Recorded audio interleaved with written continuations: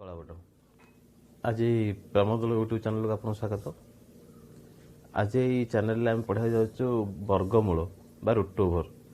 ବର୍ଗମୂଳ ଅତି ସିମ୍ପୁଲ ଭାବରେ ପଢ଼େଇବି, ଆଉ ଏକ ରୁ ଦଶମ ପିଲା ବହୁତ ଧ୍ୟାନ ସେ ଦିଅନ୍ତୁ, ନିଶ୍ଚିତ ସଫଳ ଲାଭ କରିବେ।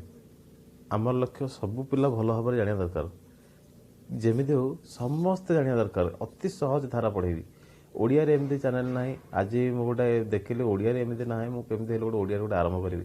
ସେଥିପାଇଁ ମୁଁ ଆଜି ଗୋଟେ ଓଡ଼ିଆରେ ଚ୍ୟାନେଲ ଆରମ୍ଭ କଲି, ପ୍ରମୋଦ ଦଳି ଚ୍ୟାନେଲ। ଆଉ ସେଇ ଚ୍ୟାନେଲରେ ଆଜି ପଢ଼ିବାକୁ ଯାଉଛି ଦଶମ ପିଲାଙ୍କର ରୁଟ୍ ଓଭର ଗୋଟେ ପଢ଼ା ଆରମ୍ଭ କରୁଛି। ଦଶମ ପିଲା ଭଲ ଭାବରେ ଧ୍ୟାନ ଦିଅ। ଅତି ସହଜ ଉପାୟରେ ଧୀରେ ଧୀରେ ଦେଖିଲେ ହେଇଯିବ ଅଟୋମେଟିକ୍। ଦୁଇ ଚାରିଟା ପ୍ରାକ୍ଟିସ୍ କଲା ପରେ ଅଟୋମେଟିକ୍ ହେଇଯିବ। ବର୍ଗମୂଳର ଇଂଲିଶ ରୁଟ୍, ତା ସାଇନ୍ଟା ହେଉଛି ଏମିତି, ରୁଟ୍ ଓଭର ସାଇନ୍ଟା ହେଉଛି ଏମିତି। ଭଲ ଧ୍ୟାନ ସେ ଦେଖ। ଆଉ ଏଇଟା ସମସ୍ତେ ଜାଣିଥିବେ। ଯଦି 2 ଅଙ୍କ ବିଶିଷ୍ଟ ସଂଖ୍ୟା ଥିବ ତା ରୁଟ୍ ଓଭର କାଢ଼ିବାକୁ ଅତି ସହଜ। ମନେକର ଦେଖିଲେ ଆମେ ଲେଖିଲେ 64, 64 ରୁଟ୍ ଓଭର ସମସ୍ତେ ଜାଣିଛନ୍ତି କେତେ 8, ଅତି ସହଜରେ ରୁଟ୍ ଓଭର ହେଇଯିବ। ଆଉ ଯଦି କାରଣ 8କୁ ଡବଲ ଥର ଗୁଣିଲେ 64, ତାହେଲେ ରୁଟ୍ ଓଭର ହେଲା 8, ଅତି ସହଜ ଜାଣିଛ। କିନ୍ତୁ 3 ଅଙ୍କ ବିଶିଷ୍ଟ ସଂଖ୍ୟା ଥିଲେ ମନେକର 676, ରୁଟ୍ ଓଭର ମୁଁ ଧ୍ୟାନ ସେ ଦିଅ, ମୁଁ ଜାଣିଦେଇଛି ମନେକର ହେଲା 26, ମୁଁ କହିଦେଲି। କିନ୍ତୁ ସମସ୍ତେ କହିବା ଦରକାର ଏଇଟା କେମିତି ହେଲା 3 ଅଙ୍କ। ଫେର 4 ଅଙ୍କ ବିଶିଷ୍ଟ ସଂଖ୍ୟା ଫେର ରହିବ କେତେ, ମନେକର 44, ତାପରେ 89, 44, 89 ରୁଟ୍ ଓଭର, 44, 89 ରୁଟ୍ ଓଭର କେତେ ମୁଁ କହିଦେବି ମନେକର କେତେ 67, କାରଣ ମୁଁ ଜାଣିଛି ମୁଁ କହିଦେଲି ନା। ଏରେ ତମେ କେମିତି କହିପାରିବ, ମାନେ ବହୁତ ସହଜ ଉପାୟ ଗୋଟେ ବତେଇବି, ଧ୍ୟାନ ସେ ଦେଖ। ବହୁତ ସହଜ ଉପାୟ ବତେଇବି ଆଜି ଗୋଟେ ପଢ଼େଇବା। ଆଗେ 3 ଅଙ୍କ ବିଶିଷ୍ଟ ସଂଖ୍ୟା 576, 576 ଆଗେ ଧ୍ୟାନ ସେ ଦେଖ। 576 ପ୍ରଥମେ ଦେଖିବ 1, 10, 100 3ଟା ସଂଖ୍ୟା ଅଛି। 3ଟା ସଂଖ୍ୟା ରୁଟ୍ ଓଭର କାଢ଼ିବା ପରେ ପ୍ରଥମେ 2ଟା ସଂଖ୍ୟା ନେଇଯିବ, ତାପରେ ଗୋଟେ ସଂଖ୍ୟା। ଯଦି 5ଟା ସଂଖ୍ୟା ଥିବ ସେଇ ଭିତରେ ପ୍ରଥମେ 2ଟା 2ଟା ତାପରେ ଗୋଟେ। ଯଦି 4ଟା ସଂଖ୍ୟା ଥିବ 2ଟା 2ଟା ଯିବ। ସହଜ ଉପାୟ। 2ଟା ସଂଖ୍ୟାରେ ପ୍ରଥମେ ଦେଖିବା 576 ପ୍ରଥମ ଲାଷ୍ଟ ସଂଖ୍ୟା 2ଟା ଦେଖିବା, ମାନେ 1, 10 ସଂଖ୍ୟା 2ଟା ଆଗ ଦେଖିବା। ଦେଖ କ'ଣ 2ଟା ଅଛି ନା 76, 76 ଗୋଟେ ଏମିତି ତୀର ଚିହ୍ନ ଦେବ। ଲାଷ୍ଟ ସଂଖ୍ୟା କେତେ ନା 6, ଲାଷ୍ଟ ସଂଖ୍ୟା ପରେ କେତେ ନା 6। ଦେଖିବ 6 କାହାର ସ୍କୋୟାର 6 ଆସୁଛି। ମନେକର 4 କି 2 ଥର ଗୁଣିଲେ କେତେ ହେଲା, 4 ଚଉକୁ 16, ଲାଷ୍ଟକୁ 6 ଆସିଲା। ଆଉ ଯଦି 5 ଗୁଣିଆ 5 5 କେତେ, ଯାହାକୁ ଗୁଣିଆ ତାକୁ ଡବଲ ଗୁଣିଆ, 5 25, ଲାଷ୍ଟକୁ କେତେ 5 ଆସୁଛି, 6 ଆସୁଛି 6 ଆସୁନି। 6 ଆଉ କାହାର ଅଛି, ଆଉ ଗୋଟେ ଧ୍ୟାନ ଦେଇ ବୋଲେ ହଁ ଜାଣିଥିବ 6ର ଅଛି 6 16 ନା 36, ତାହେଲେ ଗୋଟେ ହେଲା 4 ଗୋଟେ 6, ଲେଖେ ଗୋଟେ 4 ଆଉ ଗୋଟେ 6। 2ଟା ଆଗ ଧ୍ୟାନ ସେ ଗୋଟେ ଯଦି ବାହାରିଲା ତମର, ତମେ ନେକ୍ସଟ ଭାବିବ କ'ଣ 10ରୁ ସେଇଟା ଫେରିଦେବ। ମନେକର ବାହାରିଲା ତମର 4, 10ରୁ 4 ଫେରିଲେ 6, ଜାଣିଛି 2ଟା ସମଷ୍ଟି ହେବ କେତେ ନା 10। ଏଇଠି ଧ୍ୟାନ ଦେବ। 76 ଦେଖିବ 76 ଲାଷ୍ଟ ହେଲା 2ଟା ସଂଖ୍ୟା ହେଲା 76, 76ର ଗୋଟେ କାହାର ସ୍କୋୟାର ନା 4 ସ୍କୋୟାର 16, ଲାଷ୍ଟ ଅଙ୍କ 6 ବାହାରୁଛି, ତାହେଲେ ଏଇଟା 6 ସହିତ ଏଇଟା 6 ସମାନ ରହିଲା। ଆଉ ଗୋଟେ ହେଲା କେତେ ନା 6 36, ଲାଷ୍ଟ ଅଙ୍କ ମଧ୍ୟ 6 ଅଛି। ଯେ 6 ଅଛି ଦେଖିବ ଏଇ 6 ମଧ୍ୟ ବାହାରିଲା, ତାହେଲେ ଜାଣିବ ଯେ ଏଇ 2ଟା ସମଷ୍ଟି ହେଲା 10। ଏଇ 2ଟା ସଂଖ୍ୟା ଭିତରେ କୋଉଟା ହେଲେ ହବ। ତାପରେ ସଂଖ୍ୟା ହେଲା କେତେ ନା ଗୋଟେ ହେଲା 5। ଫାଷ୍ଟ ୟୁଟ୍ୟୁବ ଚ୍ୟାନେଲରେ କରୁଛି ତ ସେଥିପାଇଁ ଟିକେ ପେସେନ୍ସ ରହୁନି, ଆଉ ଟିକେ ନର୍ଭସ୍ ଲାଗୁଛି। ଆଉ କିଛି ଅସୁବିଧା ନାହିଁ, ଦେଖିବା ଧୀରେ ଧୀରେ ଅଭ୍ୟାସ ହବ। 76 2ଟା ସଂଖ୍ୟା ବାହାରିଥିଲା, ଗୋଟେ ହେଲା 4 ଏବଂ ଗୋଟେ 6। ତାପରେ ନେକ୍ସଟ ରହିଲା ଗୋଟେ ନା 5। 5ରେ କ'ଣ କରିବା ନା ଦେଖ 5 କେଉଁ ପରୀକ୍ଷାରେ 5 ଅଛି। 3ରେ ପଢ଼ିବା ହେଲେ କେତେ 3 3 ହେଉଛି କେତେ 9, ଯାହାକୁ ନେବ ତାକୁ ଗୁଣିବ। ମାନେ 3 ନେଲେ 3 3 9, 9 ହେଲେ 5ଠୁ ବଡ଼ ହେଉଛି। ଆଉ ଗୋଟେ ମନେକର 2 ନେବା, 2 କି 2ରେ ଗୁଣ କେତେ ହେବ ନା 4, ସାନ ହେଉଛି, ସାନ ହେଲେ ବି ଚଳିବ, 2 କୁ ଗୁଣିଲେ 4, ସାନ ହେଲେ ବି ଚଳିବ, କାରଣ ନେବ 2, ତାହେଲେ 2 ଗୁଣେ 4 ହେଲା, ତାହେଲେ କ'ଣ ହେଲା 4 ବାହାରିଲା, ମାନେ 5ରୁ ସାନ। ଯେଉଁ 2 ନେଲ ଏଇଟା ଧ୍ୟାନ ଦିଅ, ଏଇଠି ଧ୍ୟାନ ଦିଅ। ଯେଉଁ 2 ଗୁଣେ 4, ଗୋଟେ 2 ନେଲ, 2 ନେବାରୁ ଜାଣିବା ଯେ 5ରୁ ସାନ ସଂଖ୍ୟା ନିଶ୍ଚିତ ହେଉଛି। ଏଇଠି ଧ୍ୟାନ ଦେବାକୁ ପଡ଼ିବ। ଏଇ ଯେଉଁ 2ଟା ବାହାରିଲା, ଧ୍ୟାନ ସେ ଦିଅ। ଏଇ 2ଟା ଯେଉଁ ବାହାରିଲା, ଏଇ 2ଟା ଲେଖିବ ଏଇଠି। 2ର ପର ସଂଖ୍ୟା ସହିତ ଗୁଣିବ। 2ର ପର ସଂଖ୍ୟା 3, 2 3 6। 6 ଯେଉଁ ହେଲା ଏଇଠି ଦେଖିବ, 6 ଯେଉଁ ହେଲା 5ରୁ ବଡ଼ ହେଲା, 6ଠୁ 5 ବଡ଼ ହେଲା ନା ସାନ ହେଲା ନା 6ଠୁ 5 ସାନ ହେଲା।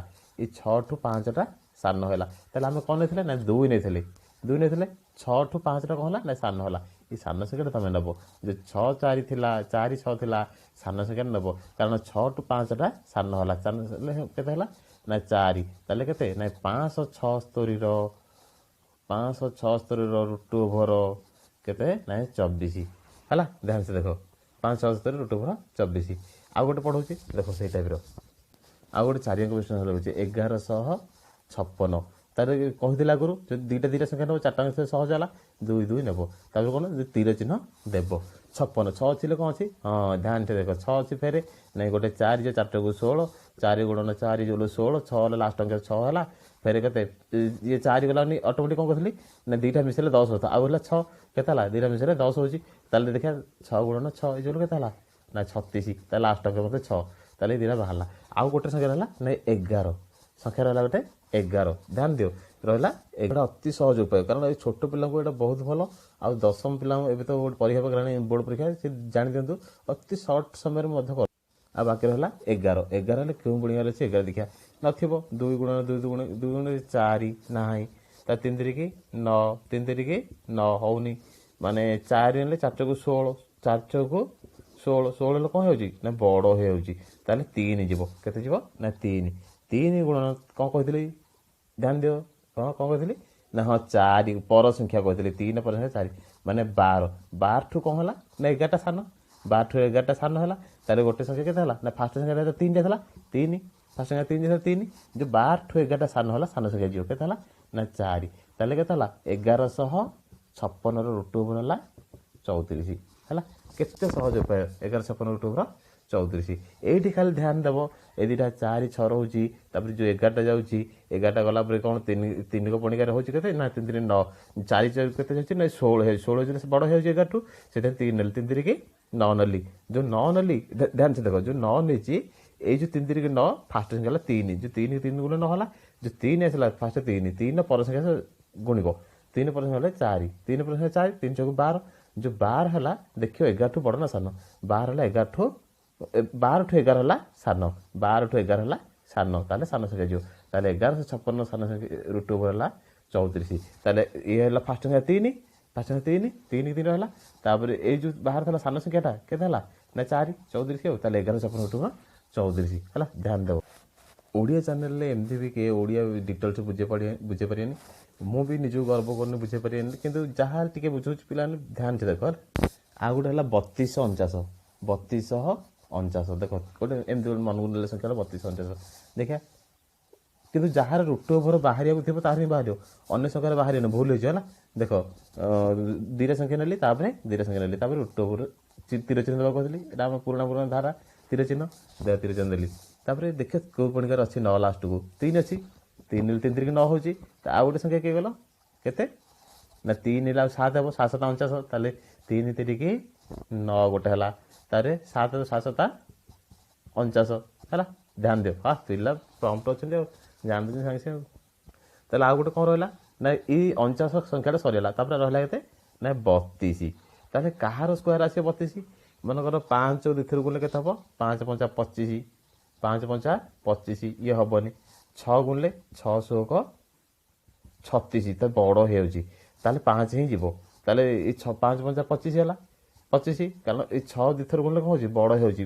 32 ଠୁ ବଡ଼ ହେଉଛି ଯାହାକୁ ନେବ ତାକୁ ଡବଲ ଥର ଗୁଣିବ ମାନେ ତାର ସ୍କୋୟାର କାଢ଼ିବ ମାନେ କ'ଣ ହେଲା 600 × 36 36 ହେଲେ 32 ଟୁ କ'ଣ ହେଉଛି ବଡ଼ ହେଉଛି ହେବନି ତାହେଲେ ତା ଭିତରେ ରହିବ କି ସମାନ ହେଲେ ଚଳିବ କିନ୍ତୁ ଏଇଟା ଭିତରେ ରହୁଛି କେତେ ନା 5 5 25 5 5 25 ତା ଭିତରେ ନିଶ୍ଚିତ ରହୁଛି 25 ଆଉ ତାହେଲେ କେତେ ସଂଖ୍ୟା ନେବା ଏଠି 32 ଯେଉଁ ଥିଲା 32 ଦେଲେ କ'ଣ ନେଲେ ନା 5 ନେଲେ କେ ନେଲେ 5 ଧ୍ୟାନ ଦିଅ ତାହେଲେ ଆମ ପୁରୁଣା ଧର 5ର ପର ସଂଖ୍ୟା କେତେ ନା 6 5 × 30 30 କ'ଣ ହେଲା 30 ଟୁ ବଡ଼ ହେଲା ନା ସାନ ହେଲା 30 ଟୁ 32 30 ବାହାରିଲା 30 ଟୁ 32 ବଡ଼ ହେଇଗଲା ତାହେଲେ ଆମର ପ୍ରଥମ ସଂଖ୍ୟା କେତେ ହେଲା ନା 5 30 ଟୁ 32 କ'ଣ ହେଲା ବଡ଼ ହେଲା ଏଇ ଭିତରେ ବଡ଼ ସଂଖ୍ୟାରେ କିଏ 3 ନା 7 7 ବଡ଼ ନିଶ୍ଚିତ 7 ଯିବ ତାହେଲେ କ'ଣ ହେବ ନା 3200 ଧ୍ୟାନ ଦିଅ 3249ର ରୁଟ୍ ଓଭର କେତେ ହେଲା ନା 57 କେତେ ହେଲା 57 ହେଲା ଧ୍ୟାନ ଦିଅ ଲାଷ୍ଟକୁ ଆଉ ଗୋଟେ ବତାଉଛି ତୁମକୁ ଟାସ୍କ ମଧ୍ୟ ଦେବି ଆଉ ଗୋଟେ ହେଲା କ'ଣ ହେଲା ନାଇଁ 6 7 2